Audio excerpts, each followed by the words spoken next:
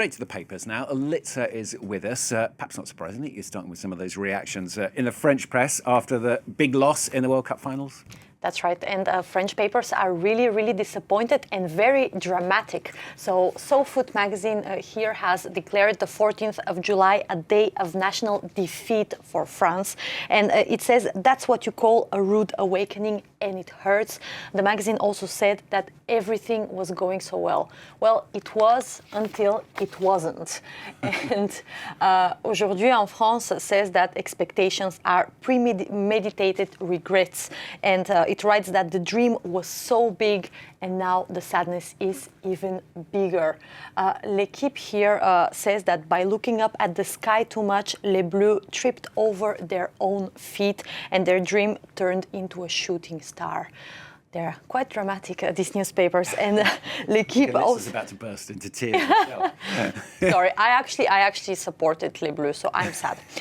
L'Équipe also writes that the players were outclassed in every aspect, unable to live up to their dreams and the hope that they had raised amid the French. France in tears, the Lipa in tears. Spain, though, ecstatic. What have you found in the Spanish press? Yeah, Mundo Deportivo writes que grandes, how great they are. And it's especially talking about the 19-year-old Lamine Yamal.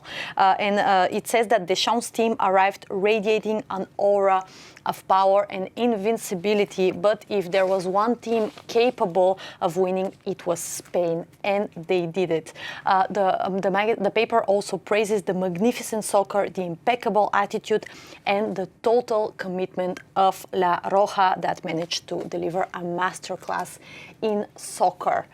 Moving then to AS, that says that this game was a lesson to the whole world. It describes it as a thrilling match, a dazzling performance that sent Spain to its second World Cup final.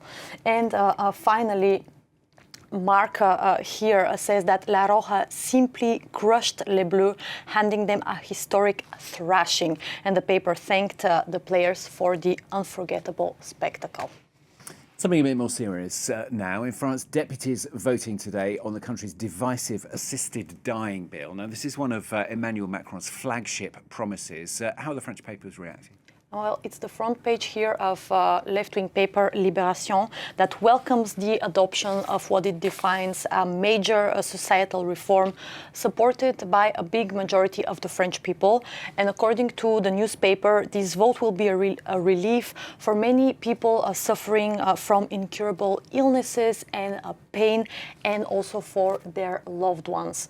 Then right-wing paper Le Figaro actually opposes the bill, and it says that it divides both the executive branch and the French public. L'Opinion then reports on the hesitations emerging among the lawmakers who are aware that they're living through a historic moment when they will vote on this bill later today. And finally, it's also the front page of Catholic paper La Croix that interviewed 9 prominent lawmakers who are against the bill. So it features like what they said, some quotes of them from them, and I want to read you one that says, "Fighting suffering can never mean eliminating the sufferer. No one should have to choose between suffering and dying." And finally, from Lipa, some very important news for you. This is pop star news. It's about Dua Lipa. Yeah, she's an important person, Stuart. I know she is. Big very pop star. Yeah. Kylian Mbappe and Dua Lipa in the same person. And she called the Albanian protests against the Jared Kushner-backed resort inspiring.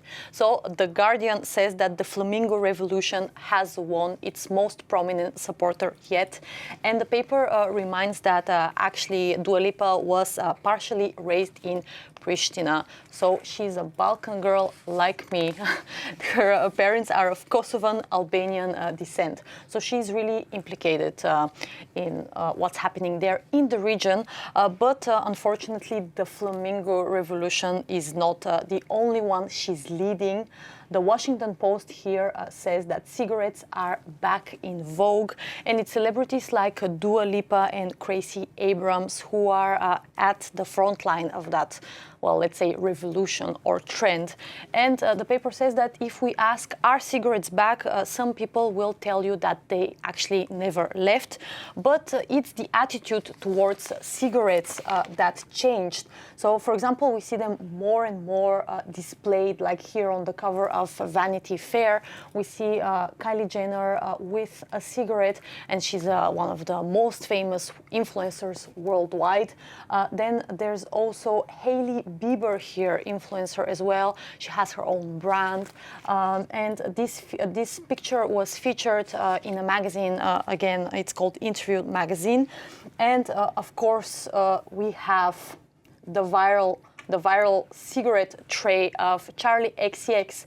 She featured this at her wedding. So she basically had free cigarettes for all of her guests, and she shared pictures that went viral all over the internet. And the paper explains that cigarettes feel retro and analog, very old Hollywood, 90s vibes. And after the what it calls near oppressive wellness and clean girl era, people now want a bit of messiness in their life. You know, a cigarette or two, Stuart. It's nice to see older things coming back. I'm not quite sure I put cigarettes at the top of my priorities, but anyway. The tobacco industry is happy. Exactly. It's with the papers.